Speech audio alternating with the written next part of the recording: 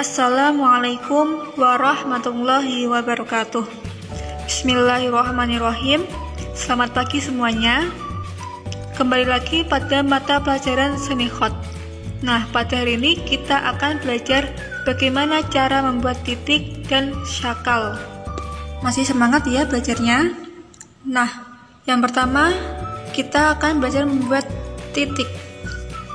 Sekarang perhatikan titik-titik ini. Ada titik 1, titik 2 tapi dengan garingan vertikal, dan titik 3. Nah, jika kita perhatikan titik ini bentuknya belah ketupat ya. Oke, sekarang kita mulai membuat satu titik. Nah, seperti itu. Dari kiri ke kanan menurun. Harus nyambung di situ ya. Harus nyambung antara dua titik itu. Kemudian titik yang berdiri, dua titik yang berdiri juga harus bersambung. Kemudian tiga titik yang dua bersambung, kemudian yang satu di atasnya. Setelah coba kita ulangi kembali di bagian bawahnya. Membuat satu titik. Jadi ingat ya, cara membuat titik dalam kaidah nashi, dia harus kotak penuh berbentuk belah ketupat. Jadi tidak boleh terlalu panjang atau terlalu pendek. Baiklah, selanjutnya cara membuat syakal atau harokat. Di sini sudah ada contohnya.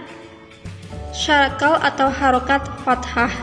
Jadi kalau di atas huruf namanya fathah, kalau di bawah huruf namanya kasroh. Jadi fathah atau fathatain dan kasroh atau kasrohtain. Oke, coba kita gores dari kanan, harus dari kanan ya. Kanan ke kiri menurun. Dan yang kedua di sini ditarik. Kemudian gunakan ujung pena. Nah, itu namanya fathah yang pendek. Kemudian fathah tain atau kasroh tain. Nah, di sini usahakan kedua harokat dalam fathah tain ini harus berdekatan. Nah, dalam membuat fathah di sini juga bisa dipanjangkan. Jadi tergantung letak penempatan dari harokat. Misal jika dia berada di atas huruf yang panjang, maka fathah boleh dipanjangkan seperti ini. Jadi ini khusus untuk fathah. Namun untuk kasrah sendiri dia tidak boleh dipanjangkan, dia harus pendek. Baiklah, selanjutnya coba kita buat harokat fathah dan fathatain di bawahnya. Oke, ingat-ingat ya, harokat fathah harus dimulai dari kanan. Cara membuatnya harus dari kanan, tidak boleh dari kiri bawah ke kanan atas, harus dari kanan atas ke kiri bawah.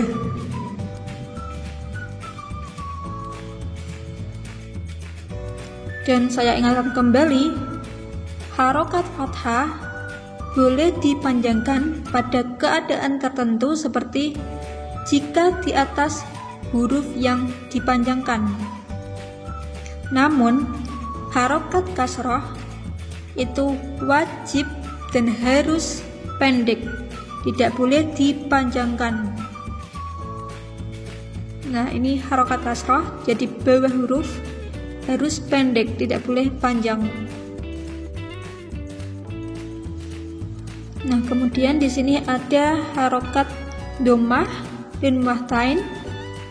Ini juga dan mahtain. Kemudian ada sukun, tasdid dan fathah berdiri. Nah, dalam ketentuan dhammah tain, tasdid dan fathah berdiri di sini, dia ukurannya harus lebih kecil dari penanya. Jadi kalau bisa setengah dari pena yang digunakan. Namun jika tidak ada pena yang lebih kecil, bisa menggunakan ujung dari pena.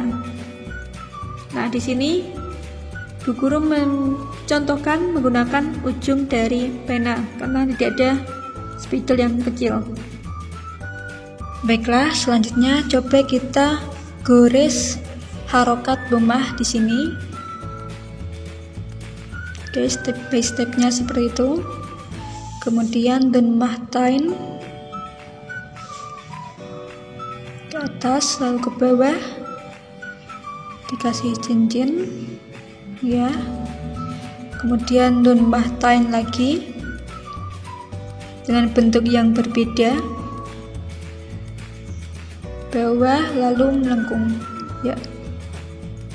Nah, jadi di sini saya menggunakan ujung pena, jadi agak diangkat penanya, tidak penuh, setengah pena. Kemudian selanjutnya di sini ada sukun. Sukun di sini sebenarnya ada dua bentuk. Ini bentuk yang pertama seperti itu. Kemudian bentuk yang kedua saya contohkan di sini. Nah, langsung ke bawah, langsung ditarik ke bawah. Ini bentuk sukun, lebih sederhana. Oke, kemudian membuat tasdid. Nah, tasdid ini juga bentuknya kecil, menggunakan pena yang kecil atau menggunakan ujung pena. Kemudian fathah berdiri. Fathah berdiri juga harus menggunakan pena yang lebih kecil, karena kalau pakai pena yang utuh jadinya menjadi angka 1. Jadi saya ingatkan kembali, untuk khusus harokat dhammah, dhammah tain, tasdid dan fathah berdiri harus menggunakan pena yang lebih kecil, tidak boleh utuh, atau bisa menggunakan ujung pena. Jadi penanya agak diangkat, kita gunakan ujungnya saja. Jadi harokatnya harus kecil.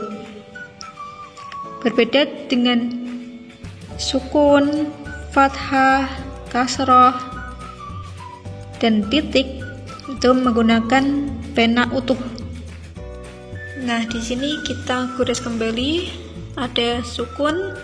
Tadi sukun ada dua bentuk seperti di atasnya. Kemudian di sini juga ada tasdid. Tasdid tadi harus kecil, tidak boleh besar. Begitu juga dengan fathah berdiri,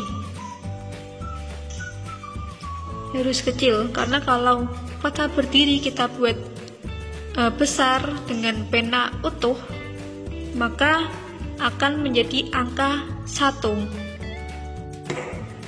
Baiklah, kira-kira seperti itu kaidah-kaidah dalam pembuatan titik dan harokat atau syakal.